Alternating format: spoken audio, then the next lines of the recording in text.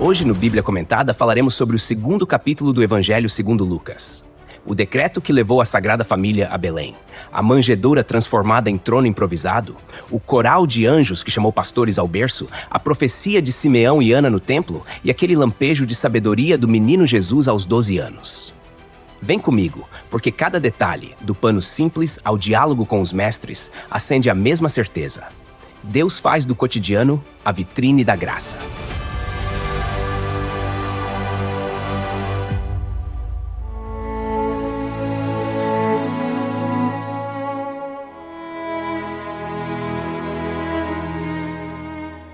Naqueles dias.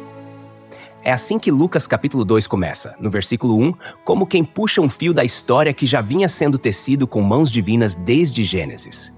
Naqueles dias foi publicado um decreto de César Augusto, convocando toda a população do império para recensear-se. Estamos falando do auge do Império Romano. César Augusto, o imperador, que governava com punho firme desde o ano 27 a.C., tinha organizado um sistema político tão eficiente que até os censos viravam formas de controle e arrecadação. Mas olha que ironia divina, ele achava que estava garantindo o poder, mas na verdade estava ajudando a cumprir uma profecia milenar. Porque Deus usa até decreto imperial para fazer nascer a promessa. César aqui é apenas uma engrenagem numa engrenagem maior. O recenseamento, mencionado no versículo 1, foi uma ordem real. O império todo precisava se registrar, cada um na sua cidade de origem. E por que isso é importante? Porque isso fez José sair de Nazaré, no norte da Galileia, e ir até Belém, lá na Judéia, ao sul, cerca de 120 quilômetros a pé ou em lombo de animal. Uma viagem de 4 a 6 dias, dependendo das paradas, do clima e da disposição. E olha, Maria estava grávida. Não era viagem turística, era obediência e profecia caminhando lado a lado. No versículo 2, Lucas menciona que este primeiro recenseamento foi feito quando Quirino era governador da Síria. Agora repara nisso, Lucas é meticuloso. Ele não escreve como quem conta uma fábula. Ele situa o relato na história real, com nomes de figuras políticas verificáveis. A intenção é clara. Isso não é lenda. É um fato que se inscreve no tempo e no espaço. A menção de Quirino serve para localizar o leitor nos bastidores do poder, mas também nos bastidores do plano eterno. Aí no versículo 3 vem a movimentação, e todos iam alistar-se, cada um à sua própria cidade. Imagina o tumulto, estradas cheias, famílias voltando às suas origens, um frenesi nacional. E no meio disso, José e Maria também vão. Versículo 4. José também subiu da Galileia, da cidade de Nazaré, para a Judéia, a cidade de Davi, chamada Belém, por ser ele da casa e família de Davi. Aqui a gente precisa parar um pouquinho. Belém, que no hebraico é Beit Lehem, casa do pão, era uma cidadezinha de nada, uma vila rural. Mas tinha história. Era ali que Davi tinha nascido e sido ungido rei. E Miqueias, capítulo 5, versículo 2, séculos antes, já tinha dito: E tu, Belém Efrata, pequena demais para figurar entre os clãs de Judá, de ti sairá aquele que há de reinar em Israel. Então veja, não foi acaso, foi cumprimento. Agora presta atenção numa coisa curiosa. O versículo 5 diz que José foi a fim de alistar-se com Maria, sua esposa, que estava grávida. E aqui tem um detalhe teológico precioso. A forma como Lucas constrói a frase no grego original mostra que eles já estavam comprometidos oficialmente. Estavam noivos, mas o casamento ainda não tinha sido consumado no sentido pleno. No entanto, Maria é chamada de sua mulher. Ou seja, já havia entre eles um compromisso tão forte que mesmo sem intimidade sexual ainda, ela era reconhecida como esposa. E esse detalhe aponta para a pureza do nascimento de Jesus. Era Maria, mas não havia interferência de homem. O que se gerou nela veio do Espírito Santo. Versículo 6. Estando eles ali, aconteceu completarem-se-lhe os dias, e ela deu à luz o seu filho primogênito. Não tem anestesia, não tem quarto limpo, não tem lençol branco, tem chão batido, tem palha, tem frio. Repara só, o Rei dos Reis nasce numa estrebaria, provavelmente uma caverna usada como curral nos arredores da cidade. Porque os hotéis, que na verdade eram casas com cômodos extras, estavam lotados por causa do recenseamento. Esse nascimento, tão simples, tão humilde, derruba todas as expectativas humanas sobre poder. Porque o Filho de Deus vem ao mundo por uma porta tão estreita, tão improvável, que só mesmo há graça para explicar. E olha a imagem no versículo 7. Ela envolveu em faixas e o deitou numa manjedoura, porque não havia lugar para eles na hospedaria. Uma manjedoura, lugar onde os animais comiam. Imagina isso, o Verbo que criou tudo, agora deitado onde jumentos e bois botavam a boca. Isso aqui não é só humildade, é uma mensagem. Desde o nascimento, Jesus se identifica com os rejeitados, com os sem lugar, com os marginalizados. Não nasceu num berço de ouro, nasceu no chão da vida. E aqui eu te pergunto, que Deus é esse que não escolhe um trono, mas um estábulo? Que amor é esse que não se apresenta com espetáculo, mas com silêncio e simplicidade? Isso nos confronta, porque se a salvação começa aqui, com esse Deus que se apequena para nos alcançar, então a glória dele está nos detalhes que o mundo ignora. E tem outro detalhe. Maria o envolveu em faixas. Isso era costume comum na época, enrolar o bebê com tiras de tecido, firmando os braços e as pernas, como se fosse um pequeno casulo. Sabe onde mais aparece esse tipo de linguagem? Lá em João capítulo 11, versículo 44, quando Lázaro sai do túmulo com as mãos e os pés ligados com faixas de linho. Ou seja, essas faixas aqui em Lucas são um prenúncio sutil. O menino que nasce para nos salvar vai morrer por nós. Do ventre à sepultura, tudo nele é entrega. Agora pensa comigo. Lucas está escrevendo isso anos depois, já como alguém que conviveu com testemunhas oculares, que investigou com rigor. Ele escolhe esses detalhes com propósito. É como se dissesse, não perca a beleza do comum, porque é ali que Deus se esconde. Isso aqui é teologia em carne viva. É o Deus transcendente se fazendo imanente. É o eterno entrando no tempo. É o infinito cabendo em braços humanos. Então, se a gente entende essa cena, uma jovem grávida, num lugar cheio de poeira e cheiro de bicho, enrolando um recém-nascido em tiras de pano e deitando num coxo, a gente entende que o evangelho começa no chão, para levantar quem está caído. E mais, quem quiser seguir esse rei precisa entender que grandeza no reino não é pompa, é serviço. Essa é a entrada do Messias, não pela porta da fama, mas pela fresta da humildade. E é por isso que o Natal, de verdade, é o dia em que a eternidade tocou o chão da história. Não teve coral de 1000 vozes nem desfile de senadores. Teve silêncio, céu estrelado e um bebê que chorava. Isso aqui não é só história, é a nossa esperança nascendo. Versículo 8. Havia naquela mesma região pastores que viviam nos campos e guardavam o seu rebanho durante as vigílias da noite. Repara na cena. A gente saiu da estrebaria e agora a câmera do texto corta para o lado de fora da cidade. É noite em Belém. O céu tá claro, estrelado, talvez com aquele friozinho típico da Judéia, especialmente nas colinas. E ali, pastores. Homens simples. Nada de roupa de linho fino, nem status. Gente que não era bem-vinda no templo. Os fariseus da época desconfiavam da honestidade dos pastores, diziam que eles eram cerimonialmente impuros, porque viviam entre os animais e longe das cerimônias. Mas olha só que virada divina. É exatamente para eles que os céus se abrem primeiro. Esses pastores estavam guardando o rebanho durante as vigílias da noite. Isso quer dizer que era alta madrugada, provavelmente entre a segunda e a quarta vigília. Algo entre 9 da noite e 3 da manhã. Estavam acordados, revezando, atentos ao perigo, defendendo as ovelhas de predadores ou ladrões. Ou seja, cuidavam da vida alheia no anonimato da noite. E é nesse contexto que o versículo 9 dá um salto cósmico. E um anjo do Senhor apareceu-lhes, e a glória do Senhor brilhou ao redor deles, e ficaram tomados de grande temor. O contraste aqui é gritante. Do escuro da noite vem uma luz celestial. Não era uma tocha, era glória. A palavra grega usada aqui é doxa, que fala da majestade visível de Deus. Eles não estavam esperando nada. Era só mais uma madrugada qualquer. Mas de repente o céu se rasga e o invisível invade o campo. E a reação é natural, medo. Não é um medo qualquer. É aquele temor profundo, quase paralisante, de quem sente que algo muito maior está diante de si. Aí, versículo 10, o anjo fala, não temais, eis aqui vos trago boa nova de grande alegria, que o será para todo o povo. Aqui é como se o anjo dissesse, calma, respira, porque isso é maravilhoso. A expressão boa nova em grego é o angelion, a mesma palavra que vai dar origem ao nosso evangelho. É notícia boa demais. Mas olha o detalhe, será para todo o povo. Ou seja, não é uma revelação só para a elite, nem só para os judeus, nem só para os religiosos. É para todo mundo. Deus começa anunciando para o marginalizado, mas já deixa claro que o que ele está fazendo tem alcance universal.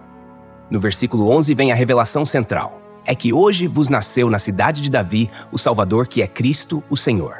Vamos destrinchar isso. Hoje, ou seja, já aconteceu, não é mais uma promessa para depois. É presente. Vos nasceu para vocês, pastores, mas também para mim e para você. Esse nascimento não é neutro, ele tem endereço no coração humano, na cidade de Davi. Mais uma vez, Lucas reforça o cumprimento da profecia de Miqueias, capítulo 5. Mas tu, Belém Efrata, tão pequena entre os clãs de Judá, de ti sairá aquele que há de governar em Israel. Suas origens são desde os dias antigos, desde a eternidade. Isso não é acaso, é plano. O Salvador. Aí começa a densidade teológica. A palavra no grego, soter, aponta para alguém que resgata da perdição. Não é só alguém que ajuda, é alguém que salva de fato. E repara, não é um dos salvadores, é o Salvador, que é Cristo. Ou seja, o Messias prometido, o ungido de Deus, aquele que todos os profetas apontavam desde Gênesis capítulo 3, versículo 15. Senhor, aqui o anjo solta uma bomba espiritual, porque no mundo romano, Senhor era título de César. E no mundo hebraico, o termo grego Kyrios traduzia o nome sagrado de Deus.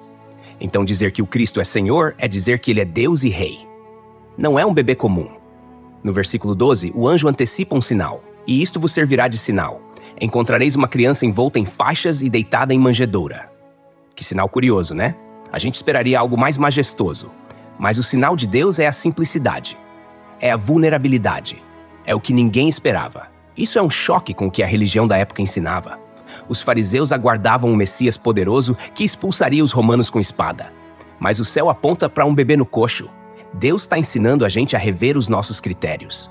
Aí, versículo 13. E subitamente apareceu com o anjo uma multidão da milícia celestial louvando a Deus. Aqui é arrebatador. Do nada, não é só um anjo, são muitos. Stratia, no grego, exército. Um exército de anjos, mas em vez de armas, eles têm louvor. Em vez de gritos de guerra, cânticos de paz. A guerra que eles anunciam é contra o pecado e a vitória é o nascimento do príncipe da paz.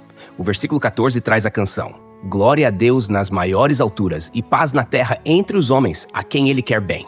Repara nesse paralelo. No alto, glória a Deus. No baixo, paz aos homens. O céu e a terra se unem no nascimento do Messias. Mas olha essa última frase, a quem ele quer bem. Algumas traduções antigas diziam entre os homens de boa vontade, como se a paz fosse só para os bonzinhos. Mas o grego original fala de eudokia, o favor gracioso de Deus. Ou seja, é a paz que vem de cima, não por mérito humano, mas por graça divina. Deus oferece paz aos homens porque ele quer o bem. Não porque a gente merece, mas porque ele é bom. Versículo 15. Os anjos voltam para o céu e os pastores se entreolham. Vamos até Belém e vejamos os acontecimentos que o Senhor nos deu a conhecer. Olha isso. Eles não ficam parados esperando confirmação. Eles agem, vão, correm. Isso mostra fé ativa. Eles ouviram e creram. Isso é o oposto do que muitos religiosos da época fariam. Esperar provas, duvidar, desconfiar. Mas os pastores se movem. No versículo 16, a narrativa é simples, mas profunda. Foram apressadamente e acharam Maria e José e a criança deitada na manjedoura. Tudo igual ao que o anjo disse. Isso confirma que a revelação era verdadeira. E repara, os pastores são os primeiros a ver o Messias encarnado. Não os escribas, não os sumos sacerdotes, mas gente do campo. Isso nos ensina que a fé não é privilégio de casta. O céu escolhe os disponíveis, não os importantes. Versículo 17. E vendo-o, divulgaram o que lhes tinha sido dito a respeito deste menino. Agora os pastores viram missionários. Eles não seguram a mensagem, passam adiante, e a mensagem é específica, o que lhes foi dito. Ou seja, eles não especulam, não criam doutrina própria. Eles passam adiante aquilo que receberam do céu. No versículo 18, vemos o impacto. E todos os que ouviram se admiraram das coisas referidas pelos pastores. O testemunho causa espanto. Talvez porque os pastores não fossem conhecidos por serem fontes confiáveis.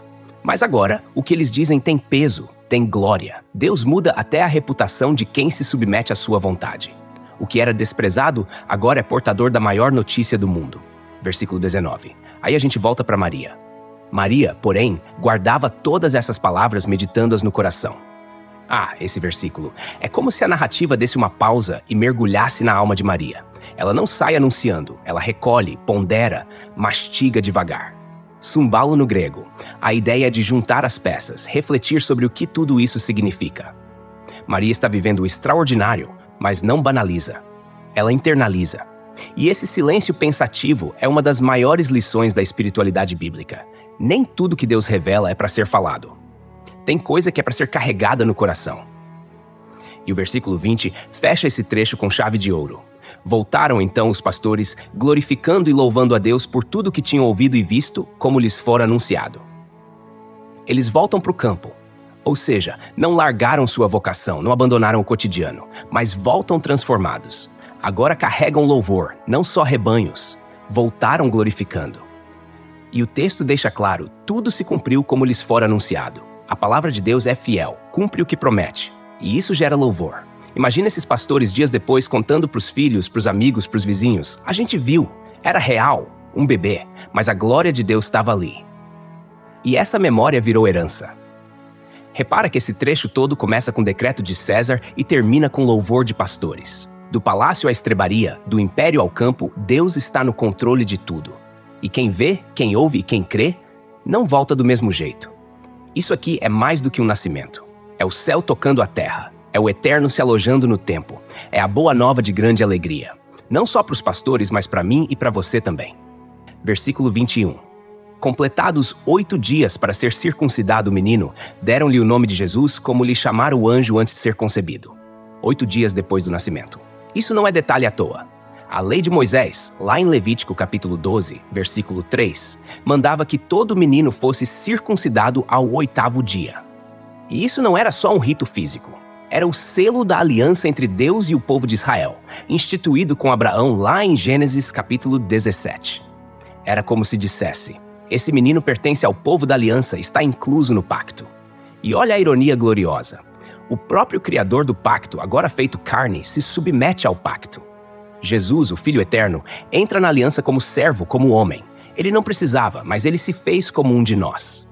É aqui que começa o cumprimento do que está lá em Filipenses capítulo 2, versículos 7 e 8. A si mesmo se esvaziou, sendo obediente até a morte. Até no detalhe da circuncisão, Jesus já começa a carregar em si a obediência que nenhum outro humano conseguiu cumprir plenamente. Ele já nasce debaixo da lei, como vai dizer Gálatas capítulo 4, versículo 4, para resgatar os que estavam sob ela. E nessa mesma ocasião é dado oficialmente o nome dele, Jesus. O nome já tinha sido revelado antes, tanto a Maria, Lucas capítulo 1, versículo 31, quanto a José, Mateus capítulo 1, versículo 21. E esse nome não era só bonito, ele carregava uma missão. Jesus vem do hebraico Yeshua, que significa o Senhor salva. Ou seja, desde o 8º dia de vida, todo mundo que olhasse para aquele bebê e perguntasse como se chama, ouviria a resposta, o Senhor salva. E é isso que ele veio fazer. Agora, presta atenção no detalhe. Jesus é circuncidado. Isso tem um simbolismo riquíssimo. A circuncisão era uma marca física que separava o povo de Deus das nações. Mas em Jesus, essa marca ganha um sentido pleno, porque ele não veio só marcar, veio transformar. Ele inaugura o que mais tarde Paulo vai chamar de circuncisão do coração. Romanos capítulo 2, versículos 28 e 29. A partir de Cristo, a identidade do povo de Deus não é mais só uma marca no corpo, mas uma aliança viva no espírito. Versículo 22. Passados os dias da purificação deles, segundo a lei de Moisés, levaram-no a Jerusalém para o apresentarem ao Senhor. Agora o texto dá um salto para um segundo momento. A circuncisão foi no 8º dia, mas a purificação se dava após 40 dias do nascimento de um menino, como está em Levítico capítulo 12. Era o tempo necessário, segundo a lei, para que a mãe fosse considerada cerimonialmente pura outra vez. E aí então o casal podia ir ao templo. No caso de menina, o tempo era dobrado, 80 dias. Maria e José, sendo piedosos, seguem tudo à risca e vão até Jerusalém, que ficava a cerca de 10 quilômetros de Belém, uma caminhada de algumas horas. Levaram Jesus para quê? Para apresentá-lo ao Senhor.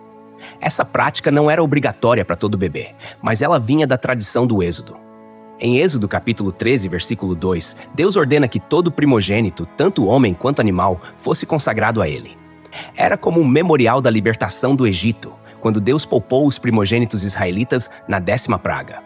Então, por mais que Jesus fosse o primogênito de Maria, e sim, a palavra usada aqui é protokos, que indica o primeiro de outros filhos, não o único, ele é levado e consagrado como um sinal de obediência e gratidão. Repara nesse ponto. O Filho Eterno do Pai é apresentado no templo, o templo que era símbolo da presença de Deus.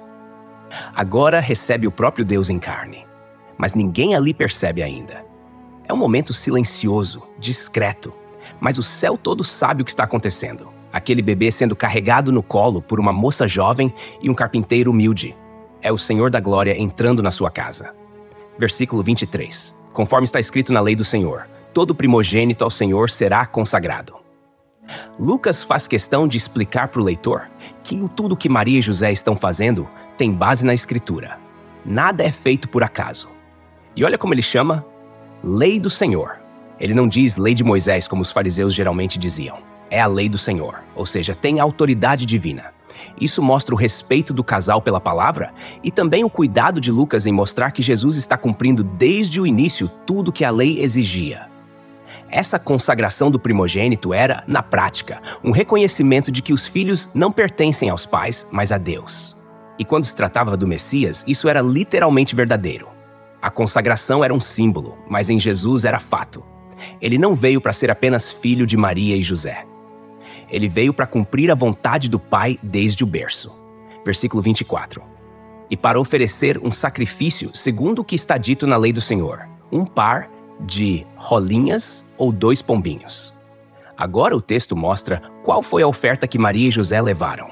Lá em Levítico capítulo 12 está escrito que a mulher que desse à luz deveria oferecer um cordeiro como holocausto e uma rolinha ou um pombinho como oferta pelo pecado. Mas havia uma exceção. Se a família fosse pobre, podia oferecer só 2 rolinhas ou 2 pombinhos. Ou seja, José e Maria eram pobres. Não tinham dinheiro nem para comprar um cordeiro. E, ironicamente, estavam levando o cordeiro.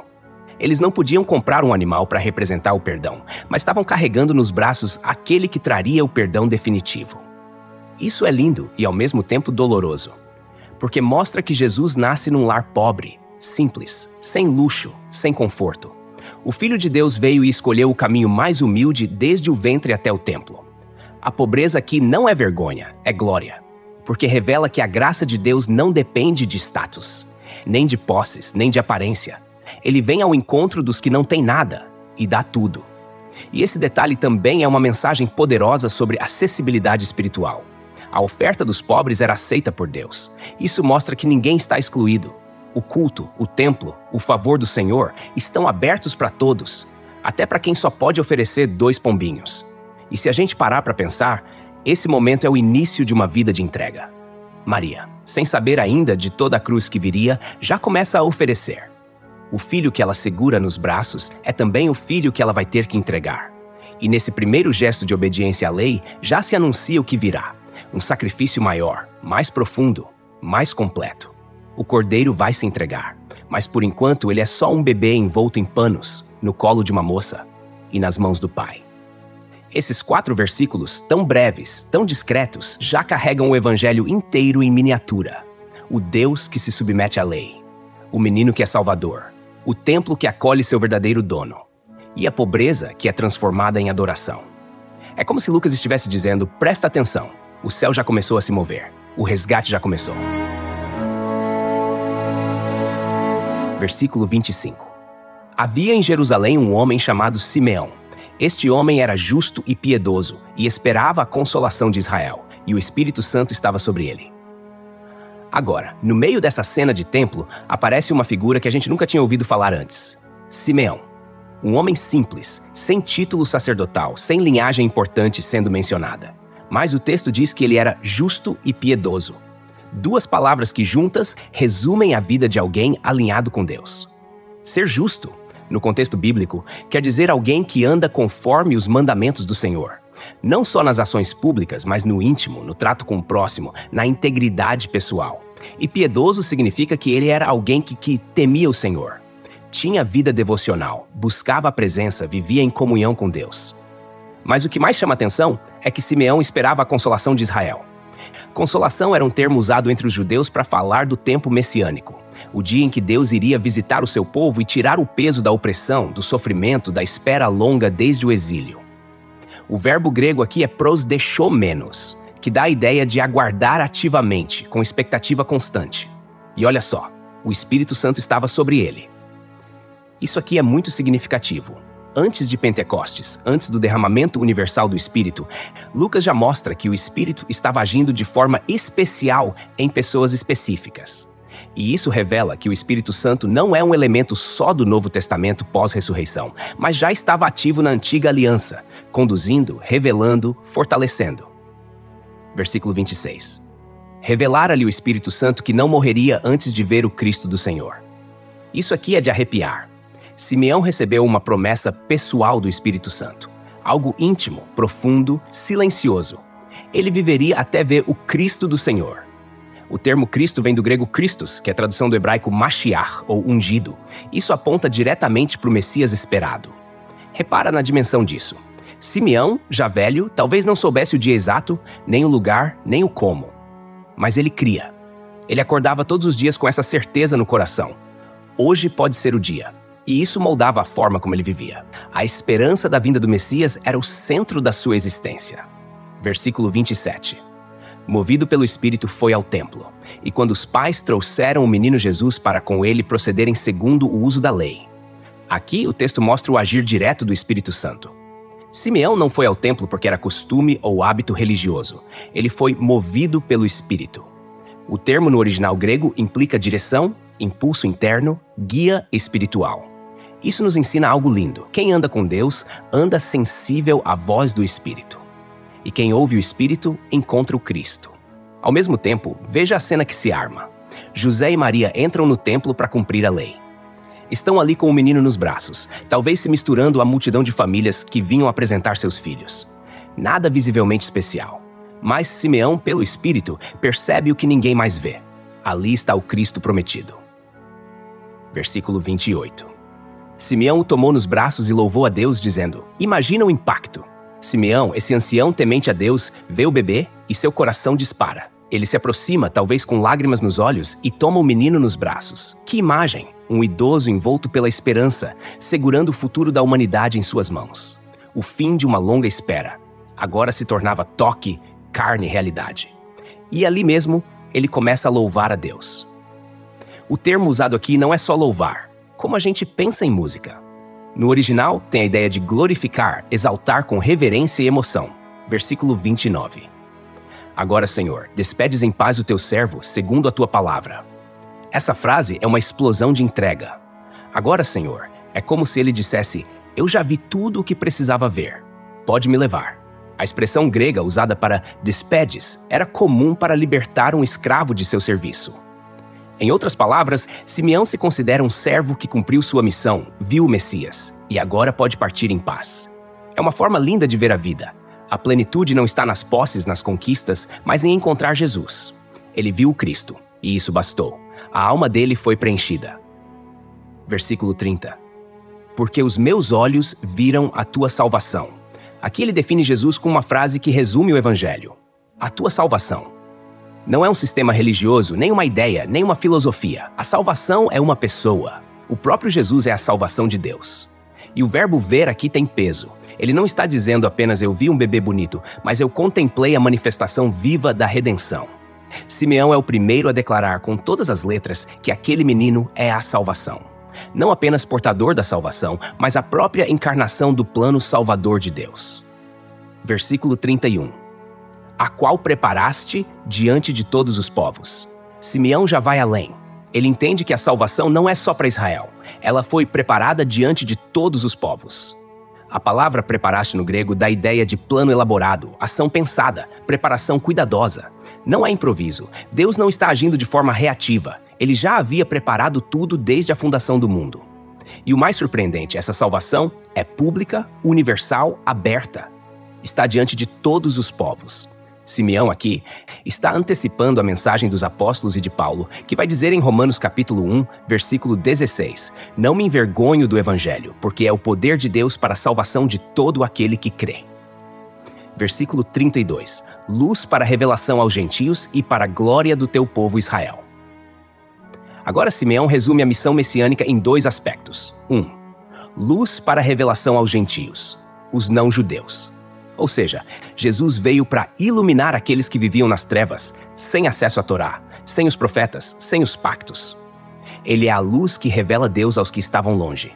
Como Isaías capítulo 49, versículo 6 já dizia: Te porei como luz para os gentios. 2. Para a glória do teu povo Israel. Ou seja, Jesus também é o cumprimento das promessas feitas a Abraão, a Davi, a Moisés. Em Jesus, Israel vê sua vocação cumprida, ser canal da bênção para o mundo. A glória de Israel não está em sua história, sua terra ou seus rituais, mas em Cristo, o filho de Davi, o Messias prometido. Versículo 33. E estavam o pai e a mãe do menino admirados do que dele se dizia. José e Maria, que já tinham ouvido tantas coisas de anjos, de pastores, ainda assim ficam admirados. E isso é importante. A caminhada da fé, mesmo para quem já recebeu promessas claras, é cheia de surpresas. Cada confirmação, cada nova revelação sobre Jesus é motivo de admiração renovada. Isso também mostra que eles não estavam plenamente cientes de tudo o que viria. O plano de Deus, mesmo sendo crido, ainda era maior do que a compreensão deles. E isso é consolo para a gente. Crer não é entender tudo, mas confiar em tudo que ele faz. Versículo 34. Simeão os abençoou e disse a Maria, mãe do menino: Eis que este menino está destinado tanto para a ruína como para o levantamento de muitos em Israel e para ser alvo de contradição. Agora Simeão se volta a Maria e entrega uma profecia direta, profunda e dolorosa. Primeiro, ele abençoa. Isso significa que ele ora e fala bem sobre aquela família, invocando o favor de Deus. Mas logo em seguida traz uma revelação pesada. Esse menino será pedra de tropeço e pedra de edificação. Ou seja, muitos em Israel vão cair por causa dele, rejeitá-lo, escandalizar-se. Mas outros, pelo mesmo Cristo, vão se levantar, vão ser salvos, transformados, redimidos. Essa é uma constante no ministério de Jesus. Onde ele passa, ele não deixa ninguém neutro. Ou você o abraça, ou o rejeita. Ele desperta amor ou ódio. Como Isaías capítulo 8, versículo 14 já dizia, será pedra de tropeço e rocha de escândalo. E Simeão diz que ele será alvo de contradição. Ou seja, de oposição, debate, resistência. Isso já aponta para a perseguição, para a cruz, para a luta que Jesus enfrentaria com os religiosos da época. Versículo 35. E uma espada traspassará a tua própria alma, para que se manifestem os pensamentos de muitos corações. Agora, ele fala diretamente com Maria. E o tom é íntimo, profético, doloroso. Uma espada vai atravessar a tua alma. Essa é uma imagem forte. Ele não está falando de espada literal, mas de dor profunda. Maria, como mãe, vai sentir no coração tudo o que Jesus sofrerá. Ela verá o filho crescer em sabedoria, mas também verá a rejeição, a traição, a prisão, a cruz. E estará lá, aos pés da cruz, vendo o sangue do filho escorrer. Essa é a espada, a dor do amor sacrificial. Ela que disse sim no início, agora vai pagar o preço da entrega. E isso nos lembra que seguir a vontade de Deus é glorioso, mas também custa caro. Obedecer não nos isenta da dor. Muitas vezes nos aproxima dela. E Simeão conclui, para que se manifestem os pensamentos de muitos corações. Jesus viria para revelar o que há no íntimo. Ele não julga só por aparência. Ele expõe os segredos da alma. Onde ele passa, os corações são revelados. É como se a presença dele tirasse a máscara da religiosidade e trouxesse à tona o que realmente mora lá dentro. Esse é o Cristo que Simeão viu. Salvação, luz, escândalo, glória, dor, confronto e revelação. Tudo isso num bebê, nos braços de um homem velho, num templo que ainda não sabia o que estava colhendo. A história continua, mas já está claro, o céu não está mais em silêncio. O Messias já chegou. Versículo 36. Havia também uma profetisa, chamada Ana, filha de Fanuel, da tribo de Aser. Era avançada em dias, tendo vivido com seu marido 7 anos desde que se casara. Agora entra em cena mais uma testemunha da chegada do Messias. E que figura singular. Ana, uma mulher idosa, que é identificada como profetisa. Essa é uma palavra de peso. Não era comum mulheres serem reconhecidas com esse título nas narrativas bíblicas, mas aqui ela é. Isso já mostra como a chegada de Jesus rompe barreiras e alcança todos os públicos. Homens, mulheres, jovens, idosos, ricos e pobres. O nome Ana, do hebraico Hana, significa graça. E o pai dela se chamava Fanuel, que pode ser traduzido como rosto de Deus. Panuel, em hebraico. Então, só pelos nomes, a gente já vê uma mensagem escondida. A graça que viu o rosto de Deus. Nada em Lucas é por acaso. E ela era da tribo de Aser, uma das 10 tribos do norte que haviam sido dispersas séculos antes, no cativeiro assírio, por volta do ano 722 a.C. A menção da tribo aqui é interessante. Em tese, muitos já nem sabiam mais a qual tribo pertenciam. Mas Ana sabia. Isso mostra que ela era alguém atenta à sua herança, alguém que mantinha viva a identidade do povo de Deus, mesmo em tempos escuros. E repara na descrição da vida dela: avançada em dias, ou seja, idosa. Mas o texto não se contenta com isso. Ele diz que ela viveu 7 anos com o marido desde que se casara. Isso significa que o casamento dela foi breve e que desde então, provavelmente desde a juventude, ela viveu viúva. Isso traz à tona uma dimensão de dor e renúncia. Ela conheceu o amor conjugal, mas por pouco tempo. E ao invés de casar de novo, o que seria perfeitamente aceitável e até esperado na cultura da época, ela dedicou sua vida inteira a Deus. Isso nos ensina algo poderoso. Deus valoriza aqueles que, mesmo vivendo perdas profundas, escolhem consagrar suas dores a Ele. Ana não se revoltou, não se isolou, não desistiu. Ela transformou o luto em vida devocional. Versículo 37. E que era viúva de 84 anos. Não se afastava do templo, servindo a Deus em jejuns e orações, de noite e de dia. Esse versículo é um banho de espiritualidade madura. Primeiro, Lucas diz que ela era viúva de 84 anos. Isso pode ter duas leituras, dependendo da construção grega. Ou ela tinha 84 anos de idade, ou ela já era viúva há 84 anos. A maioria dos estudiosos prefere a segunda leitura. Isso significaria que se ela se casou, digamos, com 14 ou 15 anos, algo comum na época, viveu com o marido 7 anos e ficou viúva. Então agora ela estaria com mais de 100 anos de idade. O ponto é, ela era longeva e fiel. Não é a idade que a define, mas o que ela faz com a idade que tem. E olha que coisa linda, não se afastava do templo. A palavra usada aqui no original tem a ver com constância. Ela estava sempre lá. O templo virou sua casa. E isso não era uma forma de fugir da vida, mas de entregá-la totalmente a Deus. Enquanto outros passavam e voltavam, ela permanecia. Era presença contínua no lugar da adoração. Servindo a Deus em jejuns e orações, de noite e de dia. Aqui o texto eleva ainda mais a descrição espiritual dela. Ana é como aquelas mulheres piedosas do Antigo Testamento, como Débora, como Uda. Ela servia a Deus. O verbo usado é o mesmo que aparece no grego para o serviço sacerdotal. Ou seja, mesmo sem estar no sacerdócio formal, Ana tem um ministério. E esse ministério é de intercessão, de busca, de consagração. Ela não orava só por si. Ela era como um sentinela espiritual. Jejuava, orava, dia e noite. Isso mostra uma vida marcada por disciplina espiritual e intimidade com Deus. E também nos ensina que há ministério na perseverança, na intercessão silenciosa. No lugar secreto, Ana estava sustentando espiritualmente o povo. Versículo 38. E chegando naquela hora, dava graças a Deus e falava a respeito do menino a todos os que esperavam a redenção de Jerusalém. Agora vem o clímax do papel dela. Chegando naquela hora. Que hora? Justamente no momento em que Simeão estava com o menino Jesus nos braços, glorificando a Deus, profetizando. Isso mostra que o tempo de Deus é perfeito. Ana não combinou nada com ninguém. Mas naquele exato instante, ela entra e reconhece e se junta ao louvor. Primeira coisa que ela faz, dá graças a Deus. O verbo usado aqui tem a ver com confessar, exaltar, reconhecer publicamente. Ana entende de imediato quem é aquele bebê. Não houve dúvida, nem hesitação. Foi como se a alma dela dissesse, é ele. E o que ela faz em seguida? Fala a respeito do menino a todos os que esperavam a redenção de Jerusalém. Isso é profundo. Ana se torna pregadora do Evangelho antes mesmo de João Batista anunciar a chegada do reino. Ela se torna a boca de Deus, sai proclamando a todos que esperavam.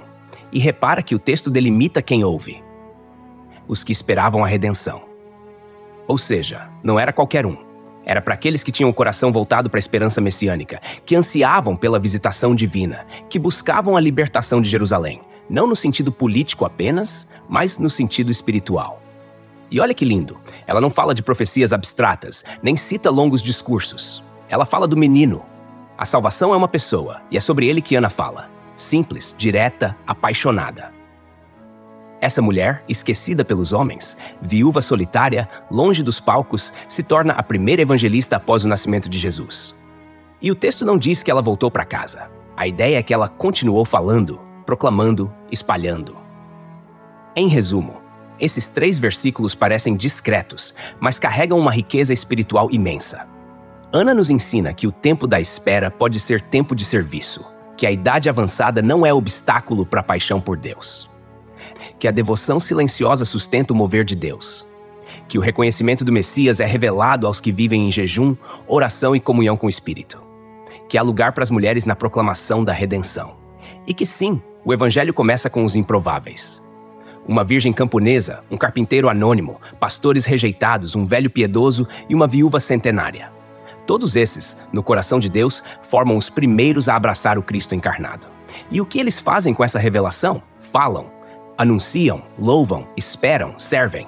Porque quando a gente encontra Jesus, é impossível guardar só para si. No versículo 39 de Lucas, capítulo 2, a cena volta para Nazaré. José e Maria encerram os ritos prescritos pela lei. A circuncisão ao 8º dia, a apresentação no templo, o resgate do primogênito, e voltam para Galiléia, para a sua cidade de Nazaré. Repara só, Nazaré, uma aldeia pequenina, encravada nas colinas a uns 100 e poucos quilômetros ao norte de Jerusalém, não era destino turístico de ninguém. Mas a promessa deu-se ali. Um dos compêndios sobre Lucas salienta que o retorno sela a fidelidade da família em cumprir cada detalhe da lei. Mesmo morando longe do templo, eles não economizam esforços. Longe de ser um detalhe de logística, esse deslocamento sublinha a obediência discreta que sustenta a grande história da salvação. No versículo 40, o texto diz que o menino crescia e se fortalecia, enchendo-se de sabedoria, e a graça de Deus estava sobre ele. Olha a progressão: crescer, desenvolvimento físico, fortalecer-se, robustez, encher-se de sabedoria, intelecto e caráter, e, coroando tudo, a graça divina repousando. Um tratado de cristologia lembra que aqui já lateja o mistério da encarnação. Verdadeiro homem, verdadeiro Deus. Nada de super-herói de capa, ele passa pelo processo comum das crianças do 1º século depois de Cristo, correndo nas vielas de terra batida, aprendendo o ofício de carpinteiro, cantando os salmos nas festas de peregrinação. Ainda assim, a presença da graça indica que cada passo é conduzido pelo Pai. Chegamos ao versículo 41. Seus pais iam todos os anos a Jerusalém para a festa da Páscoa. Era obrigação masculina, mas Maria também vai. Detalhe que já fala da espiritualidade do lar. Imagina a caravana. Parentes, vizinhos, amigos, uns tocando flauta simples, outros entoando o Halel, Salmos 113 ao 118. A viagem demorava uns 4 dias a pé, atravessando o Vale de Jezreel e descendo pela Samaria, ou, em rota mais longa, cruzando o Jordão para evitar a hostilidade samaritana. Na bagagem, cordeiro para o sacrifício, pão sem fermento e muita expectativa. No versículo 42, tendo ele 12 anos, subiram a Jerusalém segundo o costume da festa. 12 anos, idade limítrofe entre a infância e a responsabilidade religiosa plena, que, mais tarde, o judaísmo rabínico firmaria como Bar Mitzvah aos 13. O comentário do estudioso de cultura judaica observa que, aos 12, o garoto começava a aprender as interpretações da Torá e podia questionar os doutores. Atenção, não é rebeldia, é paixão pelas Escrituras. No versículo 43, terminados aqueles dias, a caravana inicia o retorno, mas o menino Jesus ficou em Jerusalém sem que seus pais o percebessem. É fácil julgar os pais, mas pensa no esquema: homens viajando na frente, mulheres atrás, crianças no vai e vem. Com a confiança comunitária típica dos vilarejos galileus, cada um supunha que o menino estivesse com o outro grupo. A obra de referência sobre costumes familiares sublinha que, num mundo sem paranoia de segurança, a coletividade assumia parte da vigilância que hoje delegamos a telas e senhas. Mesmo assim, o episódio alerta: até quem vive em ambiente piedoso pode perder Jesus de vista por uma rotina devocional automática. Versículo 44. Pensando, porém, que ele estivesse entre os companheiros de viagem, foram caminho de um dia e então o procuraram entre os parentes e conhecidos. Um dia na direção norte, rumo a Nazaré, o desespero bate ao cair da noite, quando se organizam para dormir e percebem a ausência do filho. Repara na ironia narrativa. Quem anunciou Deus conosco, agora sente a ausência dele. Isso já prega, né? Quantas vezes a gente no corre-corre só percebe a distância do Senhor quando a noite chega? Versículo 45. E não o encontrando, voltaram a Jerusalém em busca dele. Voltar para trás era perigoso, estrada deserta, risco de assaltantes. Mesmo assim, amor de pai e mãe não mede degraus. Um comentador de espiritualidade pastoral diz que o arrependimento autêntico é este giro de 180 graus. Quando se percebe a perda da presença de Cristo, o coração retorna ao ponto onde o deixou. No versículo 46, 3 dias depois o encontraram no templo, sentado entre os mestres, ouvindo-os e fazendo-lhes perguntas. 3 dias, um para sair, outro para voltar, o terceiro de procura dentro da cidade abarrotada de peregrinos. E onde ele está? No templo, epicentro da revelação. Jesus senta-se, ouve, pergunta. Nesse detalhe, as obras de exegese ressaltam a postura de humildade. Ele não toma a cátedra antes da hora. Primeiro escuta, depois questiona. O verbo grego eperotal indica perguntas penetrantes, não curiosidade banal. Versículo 47. Todos os que o ouviam se admiravam do seu entendimento e das suas respostas. A admiração sugere assombro profundo. O menino articula a Torá com a voz de quem a escreveu. Um volume clássico sobre sabedoria bíblica comenta que, no Antigo Testamento, sabedoria era a arte de viver bem diante de Deus. Aqui, encarna-se na pessoa que vive perfeitamente. Chegamos ao versículo 48. Quando seus pais o viram, ficaram maravilhados, e sua mãe lhe disse: Filho, por que fizeste assim conosco? Teu pai e eu, aflitos, te procurávamos. A reação emocional é dupla: assombro e queixa. Maria chama José de teu pai, mostrando afeto, mas Jesus vai elevar a conversa. Observa a tensão dramática. Quem gerou o filho segundo a carne agora encontra o filho em missão espiritual. No versículo 49, Jesus responde: Por que me procuráveis? Não sabíeis que eu devia estar na casa de meu pai? Tradução literal: nos assuntos de meu pai. Aqui explode a autoconsciência messiânica. Até então já vimos anjos, pastores e Simeão revelarem quem ele é. Agora ele mesmo verbaliza. Um compêndio cristológico diz que esse é o primeiro registro da voz de Jesus nos evangelhos. E logo de saída, ele se define pela relação filial com Deus. Ele não desrespeita os pais terrestres, apenas alinha prioridades, missão antes da segurança familiar. Versículo 50. Eles, porém, não compreenderam as palavras que lhes dissera. Não compreender é mais que falta de inteligência. Envolve o choque de expectativas. Eles conheciam a profecia sobre o Messias, mas ainda não viam como sofrimento, obediência e glória se encaixariam. Essa incompreensão dos íntimos antecipa a dos discípulos na paixão.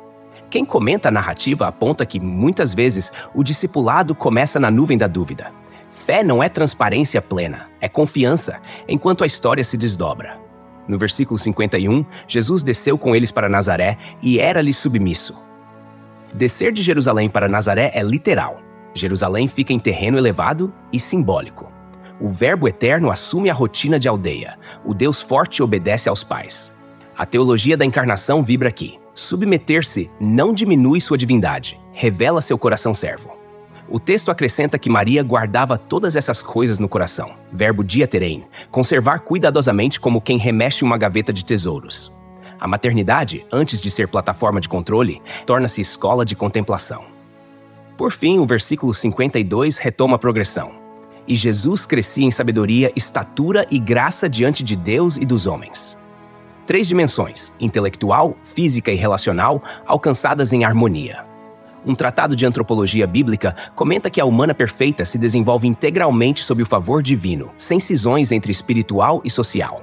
Não há compartimentos. A carpintaria, a sinagoga, a mesa de refeições, tudo vira palco de graça.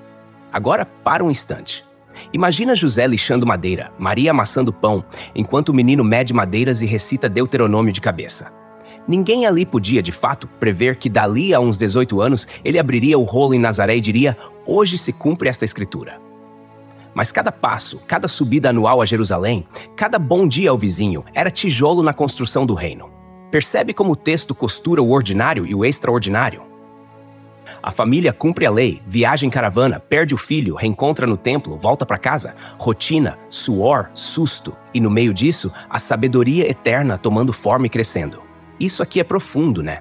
Faz a gente olhar para o nosso ritmo, para os sumiços de presença, para as buscas aflitas, e perceber que tantas vezes ele já está ali cuidando dos negócios do Pai. Negócios que às vezes incluem escutar nossas perguntas com 12 anos de paciência. Hoje no Bíblia Comentada falamos sobre cada curva, cada silêncio e cada clarão do capítulo 2 do Evangelho segundo escreveu Lucas. Começamos com um decreto imperial que parecia só mais um carimbo de gabinete romano, mas que nas mãos de Deus virou o GPS profético, guiando José e Maria até Belém. pequena vila pastoril no coração de Judá, onde, segundo o rolo antigo de Miqueias, nasceria o rei. Ali, entre palha e respiração de animais, o Verbo se fez frágil, embrulhado em panos simples, lembrando que a glória do Altíssimo gosta de pousar em chão batido. Logo depois, o céu noturno da campina explodiu em canto angélico. E pastores, gente sem pedigree, acostumada a contar estrelas para espantar o sono, viram a maior manchete da história estampada no firmamento. Eles correram para o estábulo, como quem corre para a própria redenção, e saíram espalhando a notícia com olhos ainda cheios de luz. Maria, porém, guardava tudo no coração, costurando memórias, como quem prepara um enxoval de fé para os dias adiante.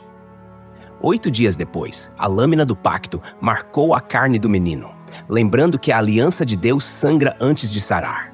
No 40º dia, lá foram eles à escadaria do templo, oferecendo 2 rolinhas, oferta de quem não tem muito no bolso, mas tem esperança até transbordar.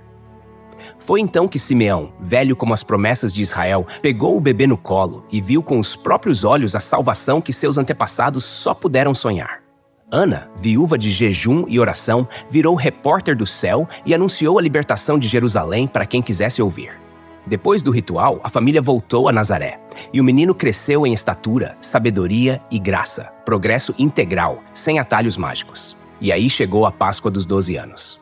Na volta, a caravana se move, mas o filho fica nos pátios do templo, respirando Torá e trocando perguntas incisivas com a cúpula teológica. 3 dias de agonia parental terminam quando Maria o encontra rodeado de mestres.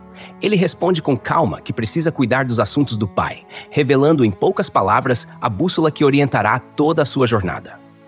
Por fim, desce para Nazaré e se submete ao dia a dia. Serragem, martelo, sinagoga aos sábados, histórias ao redor do fogão. Enquanto isso, a graça vai aprofundando raízes silenciosas. O Deus que escolheu o ventre de uma jovem escolhe agora o anonimato de um vilarejo para amadurecer o plano maior. Ficamos então com um retrato completo. A majestade de Deus descendo ao berço pobre. A lei sendo cumprida nos pequenos detalhes, as vozes proféticas entrelaçando passado e futuro, e um menino que já sabe de onde veio e para onde vai. Se a narrativa começou com o decreto de César Augusto, termina mostrando que o verdadeiro imperador está quietinho em Nazaré, afinando coração e mãos para um dia erguer a cruz que mudará tudo. Somos convidados a enxergar Deus nos intervalos, no imposto que aperta, na viagem cansativa, no canto espontâneo, no susto de perder e reencontrar Jesus. Porque se Ele fez de um estábulo trono e de uma vila palco da redenção, pode muito bem transformar nossos becos cotidianos em solo sagrado. Então, guarda essas coisas no coração, como Maria, e deixa a graça crescer, do jeito que cresceu nele, até que cada gesto simples da vida brilhe com significado eterno.